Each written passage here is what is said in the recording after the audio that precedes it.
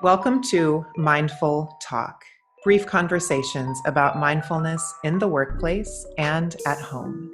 I am your host, Lauren Wessinger. And I'm your host, Misti Anderson. And this podcast is brought to you by the Mindful Project. The Mindful Project helps you elevate the culture of your business by bringing mindfulness practice to you and your staff through in-person and virtual learning. Contact us through our website, themindfulproject.co, for more information.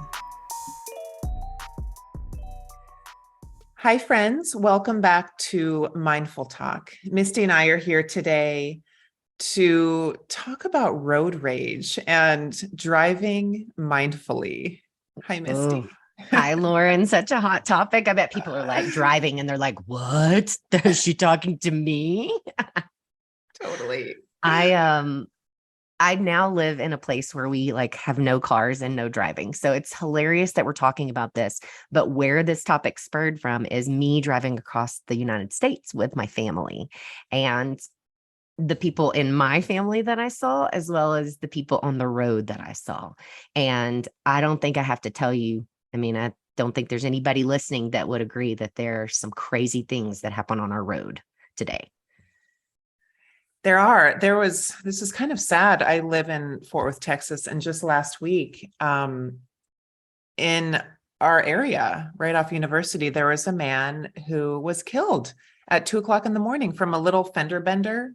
And the other driver got out and there was a fight and shot him. And that was it. That is the worst case scenario of road rage, but that is absolutely what happened. It was also 2:30 in the morning. I'm sure they were coming home from a bar. I don't know the details, but alcohol, of course, fuels that if somebody is unfortunately driving while intoxicated. But we're driving around in these little cars and there's a sense of separation, which of course you could argue that is the root of all the issues in this whole entire world, is the sense of separation from other people. And somehow that happens when we're in a car. People stop becoming people. People become, I don't know what they become, but they're no longer colleagues. They're no longer part of our community. I don't know what happens when we get in a car. It's very odd. I don't either. We had an incident when we were in Jersey where I saw two women pull each other out of their cars by their hair and start straight up just lady fighting in the middle of the street in the broad daylight, and someone had cut somebody else off. And I saw my daughters looking at them and I pulled the girls away because I was and I told them, I said, this is not the behavior that's acceptable. They're acting very poorly right now. And my youngest was like, well, why is she mad? And I said, well, here's the thing. People drive around in these cars and they're big and they feel very confident about their actions because they were driving this big old rig. And when you're in a hurry or you have it planned or people are screaming in your car or the music's too loud, there's so many things that are fired at you at once that you just snap. And I said, that's what happened to these ladies. And I said, mommy has yelled at people before and done things that she's not proud of in a car too. And the truth is I would never in a million years behave that way without my car, which is crazy. I've definitely I would say in the last 4 years, I just drive. I'm very I don't try to hurry. I'm arrive when I get there, even if it's late. But for years, I would just panic mode about being late and weaving in and out of cars and driving ridiculous. And how in the world sometimes, because I've driven really, really large cities and not doing a very good job and not being mindful and then suddenly just arriving somewhere. And now when I get behind the wheel of a car, one, the beauty is where I live, there's not a lot of cell service. So when you drive through the mountains, you are just extremely present. You are there.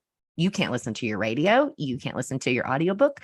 The only thing is you can talk to another person in your car and that's about it. But what I find is it's just going up this little mountain where more people are in a more mindful way of driving, even though we're going sometimes 10 miles an hour, people don't honk. people don't freak out. People don't try to pass you for the most part. And I believe it's because those people right here, it is a dangerous spot to drive. They're just very present to where they are. And they've given themselves the expectation of this is going to take a while. Like put your patient pants on, And I've tried to, that's the way I look at it now too. Like it's supposed to take an hour to get over to the mountain to Durango, but it could take two. Like they can shut a road down and it's a one-way road and then you're stuck. If I look at it from that lens, I do a much better job of mindfully driving and not getting frustrated. But I have to set those expectations up for myself. And so as a practice, I would say, if you know that you're a mind, you have road rage, setting yourself and getting grounded before you even get in the car is a big practice for you. Do you remember in driver's ed how they would say, car A, wove in and out of traffic and sped 10 miles over the speed limit. Car B drove at the speed limit and didn't, whatever. And the comparison is that car A got there like 10 seconds before car B. And so I always think about that, like the way you're describing you used to drive, you probably didn't get anywhere any faster. You just had a perceived sense that because that rush was in your body that you got there quicker, but you really didn't. No. And I notice that when I catch myself driving that way, sometimes I'm like, what am I doing? Like, what am I doing? And where do I have to be so fast? And why am I allowing this stress response, honestly, and this adrenaline to course through my body for no reason? Right. When we talk about the chronic effects that stress is having on Americans, we have to look at what our triggers are and what are those small points during the day that raise our blood pressure. And driving is one of them. Driving is an easy one to work with too, because especially in a city like Fort Worth, you're driving a lot. And if you get in your car and every time your blood pressure is rising, that's going to have total detrimental health effects because it accumulates. It doesn't just go away, So yeah, like you said, grounding before you get in the car, setting the intention to not be that driver anymore, putting on soothing music, putting on no music and just being present that way. But you have to decide to take back that control for yourself, because otherwise I think of it as I'm handing over my body, my health, my mind to all these other drivers unnecessarily. Half of them don't even know that I'm there. You know what I mean? Like we think somebody did something to us. They have no idea that we're even there next to them. They did not do anything to us on purpose. We create this whole story in our mind about it. And I think I've mentioned this before, but we start to think that we're not part of all of that somehow. Like we're not the traffic. Somehow we're the Why only is everybody ones. else going so slow?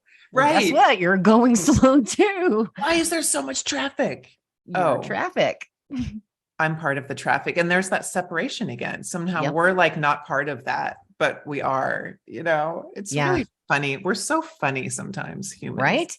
Well, and it's crazy that we're even sitting here having these conversations. As grown adults, you're given a driver's license, you take a test. We should be responsible enough to know that before you get in the car, you should say, hey, don't go Looney Tunes in the car. But then everybody does. And what I find really, really upsetting is how many people have kids in their car and they behave that way. Number one, it's scary and dangerous.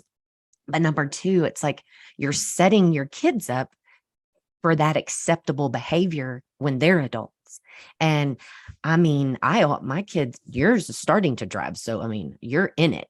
I am like forward looking to that and scared to death because it's twofold. I worry about the drivers on the road and my kid as the focused driver. And it's like the only thing that I can really, I don't want to use the word control, but impact is to help my daughter understand how to navigate being a driver and that it's a mindful practice. And for whatever reason, myself included, we've all taken advantage of it. And we all just act like it's this privilege and this gift, or, not even a privilege. I guess a privilege is what I'm trying to say. And that we can do what we want. And it's not. And the sooner we kind of check that ego and kind of look to ourselves about what can we do to make the situation better, you know, I don't think anything will change. And if it doesn't change, then your kid's probably going to start acting like that too, which is really Mhm. scary because, I mean, like you said, I'm constantly Barrett, my husband, he definitely is a more reactive driver. And there are many times when I'm with him, I'll just simply like place my hand on the, the top of his back or put my hand on his leg just to kind of get him to realize, like, hey, other people in the car, it's not that big a deal. As long as we all get there and we're alive, two thumbs up, you know? Yeah. And sometimes you just need that reminder, especially for him. I mean, he's ex-military. He's used to arriving on time. He looks at not respect, if someone's late, it's not a respect of their time. And so that's all in his brain fueling him. Plus, it's like the kids are freaking out and they're ready to get there. How many more minutes? All of those shenanigans, they fuel into that. But the truth is, and I ask him a lot, and probably he gets irritated with me, but it always does seem to calm him. I'll say, why are we in a hurry? Mhm. Like, and I don't mean it condescending. I'm asking, perhaps he knows something that I don't, but most of the time it's, I don't know, it's just pre-programmed in me to get there and to get there quickly. And I don't know. Again, it's probably an age and, calming down, but I've also seen some really, really bad wrecks, and I don't want that to happen to any of us. And it would be really unfortunate to like be going somewhere and be so in the clouds and rushing and not paying attention. And then that's how you die, like I, I hope I go some better way than that. I want to be able to be in control of my situation. And that means being a little bit more mindful of, like you said, I'm a part of it. And what can I do to help the situation? And most of the time, that's not flipping someone off or slamming on your brakes because they're tailgating you or speeding up to like wave at someone's face. We used to even, when I, long time ago, we used to have these signs and they were bought on and they were like a gift, like a gag gift, but you could write on them. But some of them had them like little sayings on them, like move over, grandma. And the turtles got wheels and all kinds of things. And we used to hold those up. And I look back and I'm like, oh my gosh, I'm so embarrassed. If I passed you and I held one of those signs up, I am so sorry. I was not a very mindful person because I just assumed that everybody else was in a hurry, and not everybody else is in a hurry. That is hilarious. The signs. I We bet used you to can buy them. have I think I got them at Cracker Barrel, to be honest. I mean, we used to have these little, I can't even say it on the podcast because it was so vulgar. We used to have these little printouts that we would put on people's cars that like parked badly or I mean, Yep. Parking tickets. I gave some of those to Barrett for Christmas one year. oh my And gosh. he totally used them too. And they were not nice. And They're not nice. I'm like, why? That's such a bad, like, you're automatically making someone feel bad about their driving, which is going to Right. get in their head, which therefore doesn't help the problem with the traffic or whatever's going on around you. It's just silly and it's young and dumb. And I'm glad I did it and I know better now. And I can tell my kids not to do it because you don't know why that person's going slow. You don't know why that person's going fast. It's your job to maintain your area around you and be mindful of your situation. It's just such a symptom too of this country who is like living at fight or flight. I mean, I heard a Yep. statistic. This was a statistic that was it's about a year old at this point, so I'm sure it's higher, but 30% of people that had COVID badly developed PTSD. I mean, this country is struggling emotionally. And I think this road rage thing is just a symptom of that. I mean, it's a total symptom of people overwhelmed, overworked, under-resourced. Um, we need things that bring softness into our lives, like restorative yoga and nature and laughter and connection. You know, um, it's people that are maybe working out only like high intensity workouts and not doing anything to turn the volume down inside. We have to balance out with softness, and I don't think we are enough. I agree. I don't really listen to anything in my car for that reason. I Yeah. need like a little bubble, to be able to think and stuff. And I find Like when my kids are in the car, we listen to like pop music, like Justin Bieber and stuff like that. And I get into it and I kind of get carried away by the music, which is music is great, but probably not the best place for it to happen because I'm not really focusing on everything that I should be focusing on. And I'm not being very mindful. I definitely have stopped texting while I'm driving Mhm. um, in the last year, which that's sad to say it's only been a year, but hey, Yeah. old habits die hard.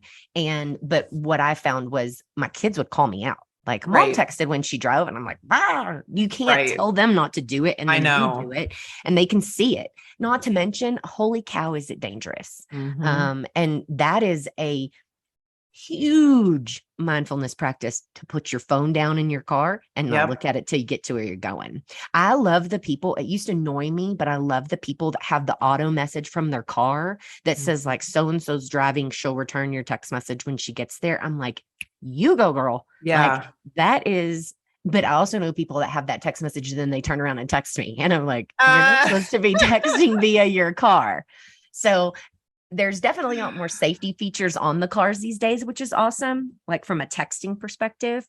But I find even sometimes when I put people on Bluetooth and I'm talking on the car, it's like I'm lost in another conversation. And then I'm like, oh, hey, I'm here. I got to go. And I'm like, when did I get here? mhm. So bad. Like that is not mindful at all. And I am the first to call myself out on it, honestly, because it is such bad habits to break that you kind of got to be like, okay, you totally didn't know how you got here. You texted, you talked on the phone, and then in between you listened to music. It's Right. like, that's not your house, you know, it's your car, and you should arrive. My grandmother used to say, arrive alive. And that's what you want to do. And so, in order to do that, you kind of got to put all those things together and it's funny, you learn all that stuff, what, when you're 15 or 16? And then you're just supposed to Oh, remember it all till you're, I don't know. They don't even take people's driver's lessons away anymore.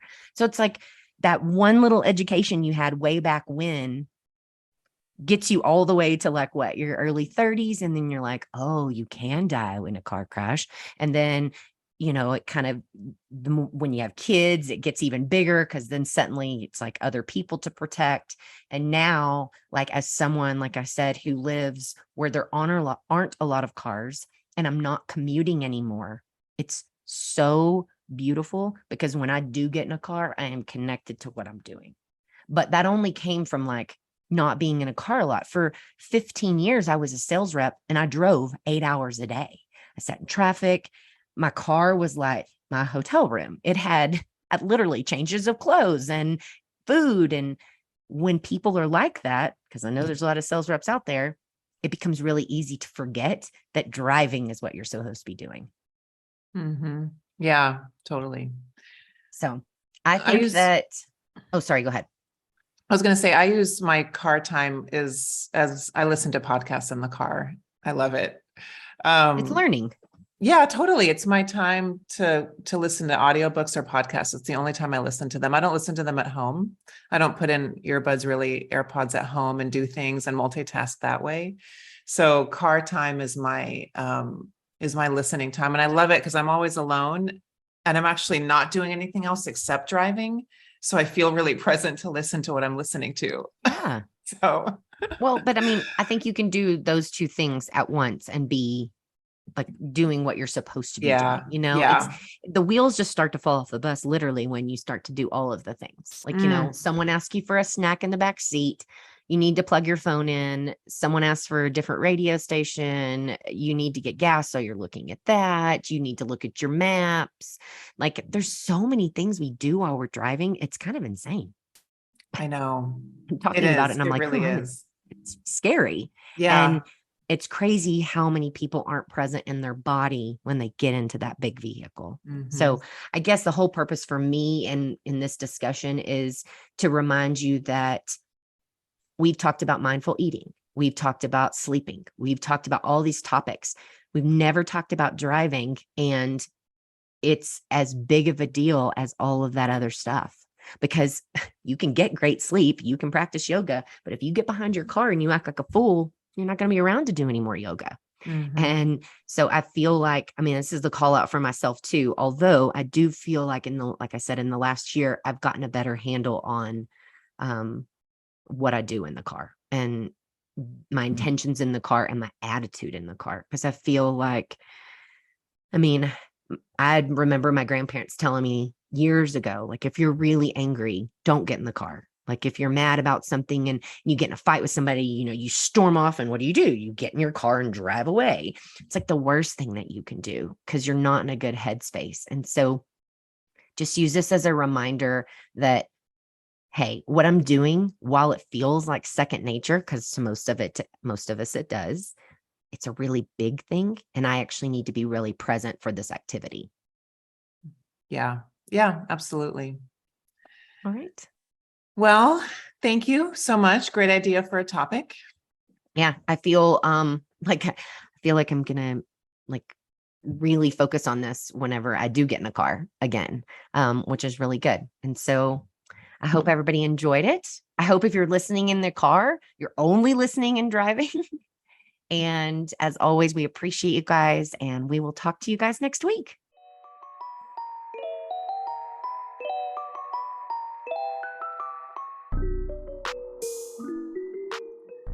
Thank you so much for listening to Mindful Talk. We don't take it lightly that you spent your time listening to our podcast, and we are forever grateful. If you'd like to support the podcast, please subscribe on your favorite podcast platform and leave us a rating and a review. Welcome to a more mindful way of living and working.